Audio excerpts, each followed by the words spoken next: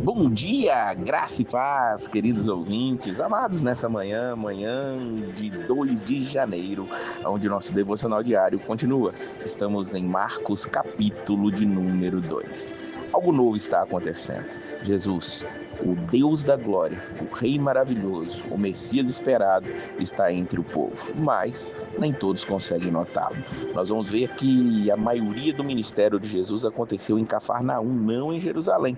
Aconteceu na Galileia. Se você conseguir ver um mapa, você vai ver que tem a Galileia ao norte, ao centro de Israel está Samaria, e no sul está a Judeia, onde está propriamente Jerusalém. Os discípulos foram chamados em Cafarnaum e a grande maioria do ministério de Jesus foi realizado nesta cidade. Nessa cidade, Jesus foi ficando cada vez mais famoso, e ali muitas pessoas se ajuntavam, e diz o versículo 2 deste capítulo que se ajuntaram tantos que nem ainda nos lugares junto à porta cabiam. E ele fazia o que veio para fazer. Nós precisamos entender que o ministério de Jesus era anunciar as boas novas. O versículo 2, a última frase, diz: anunciava-lhes a palavra. Lá no versículo 3, nós vamos ver que depois que ele chama Levi, ele vai também continuar e ele os ensinava. Então Jesus continua ensinando, levando a palavra, levando as boas novas. Enquanto ele anunciava naquele lugar que estava lotado, chegaram 4 homens trazendo um paralítico. 4 pessoas trouxeram aquele homem.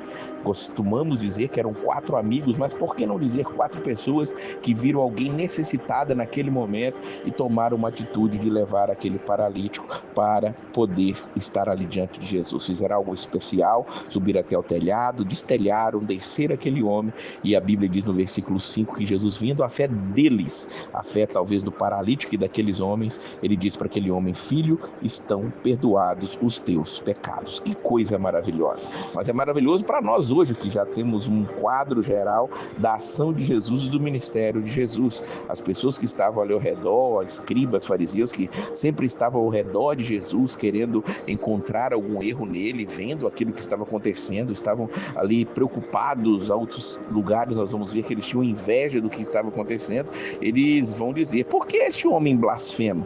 Porque só quem pode perdoar pecados é Deus. Aqui já fica muito claro que Jesus é o próprio Deus, o Deus que se fez homem para salvar os homens. Ele veio para fazer algo maravilhoso, e o mais importante, a obra mais importante até hoje, é a de perdoar pecados. Mas Jesus, ele vendo os corações daqueles homens endurecidos, ele pergunta no versículo 9: o que é mais fácil? Dizer ao paralítico: estão perdoados teus pecados? Ou dizer-lhe: levanta-te, toma o teu leito e anda? Mas que você saiba que o Filho do Homem tem na terra poder para perdoar pecados. Ele disse para o paralítico no versículo 11: levanta-te, toma o teu leito e vai para a tua casa. E as pessoas estavam maravilhadas. Nunca tal vimos, diz o versículo de número 12. Jesus continuava ensinando, e ele agora vai chamar mais discípulos. Dessa feita ele vai chamar Levi, o que também é conhecido como Mateus. Ele estava na coletoria. O que é coletoria? Era o lugar onde ficavam os publicanos. Publicanos eram pessoas que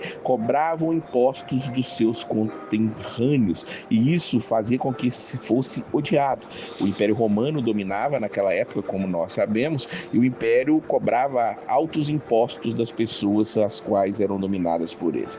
E as pessoas incumbidas de estarem cobrando esses impostos eram os publicanos, e essas pessoas faziam parte do meio do povo ali. Então elas eram muito mal vistas como pessoas que tinham ali se vendido para o Império, mas era necessário que isso fosse feito, e esse Levi, Mateus, era um desses. Quando Levi ele segue a Jesus, nós vamos ver que ele dá um banquete na sua casa. Aí o versículo 15 diz que eles estavam na mesa ali, também estavam sentados à mesa com Jesus e seus discípulos, muitos publicanos, pecadores, porque eram muitos e tinham o seguido. Mais uma vez os escribas estão ali para poder criticar.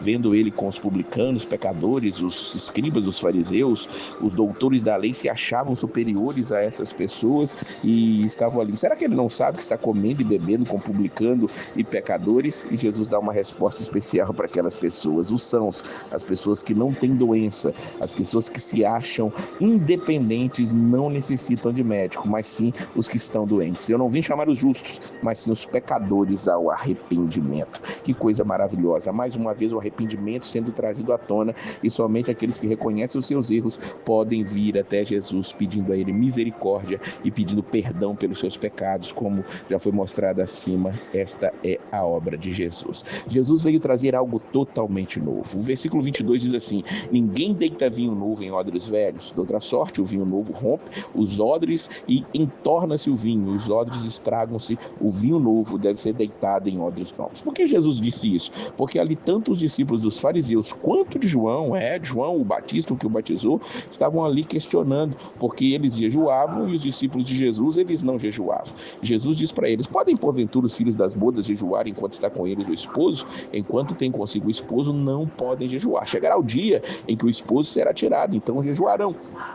Esses dias chegaram, os dias em que nós estamos com Jesus, mas Jesus fisicamente não está conosco. Os discípulos tiveram que jejuar. Jesus até trouxe esse ensino no Sermão do Monte, nós vamos ver quando falarmos de Mateus, mas aqui neste momento Jesus está dizendo: eu estou trazendo algo novo. Vocês estão vivendo uma religiosidade, vocês jejuam sem nenhum sentido, na verdade, mas chegará o dia que os meus discípulos também jejuarão. Eu preciso que vocês entendam que o que eu tenho aqui para trazer para vocês não é algo que vai complementar a religião judaica, não é algo que vai complementar aquilo que vocês já conhecem, não é algo totalmente novo, e algo novo que vai fazer uma revolução em toda a história. Por fim, Jesus ele é confrontado por causa de uma questão de sábado, e nós vamos ver muitos fariseus falando sobre isso. Desta feita só nos importa mostrar o Jesus falando acerca do sábado aqui nos versículos 27 e 28. Ele diz que o sábado foi feito por causa do homem, e não o homem por causa do sábado. Assim, o Filho do Homem até do sábado é o Senhor. Jesus é o Senhor do sábado. Temos que entender que todas as coisas que estão escritas por Deus, Ele fez para que o nome dele fosse glorificado. E o dia do descanso é porque o homem precisa descansar também, e Jesus vai colocando os pingos nos is, vai mostrando tudo ali da maneira que precisa ser mostrado. Esse Evangelho de Marcos é espetacular, e que nós possamos nos continuar deleitando nele. Não esqueça de compartilhar, não esqueça de se inscrever se você não é inscrito. Traz mais um para poder ouvir a palavra do Senhor. Que Deus abençoe seu dia e a paz do Senhor.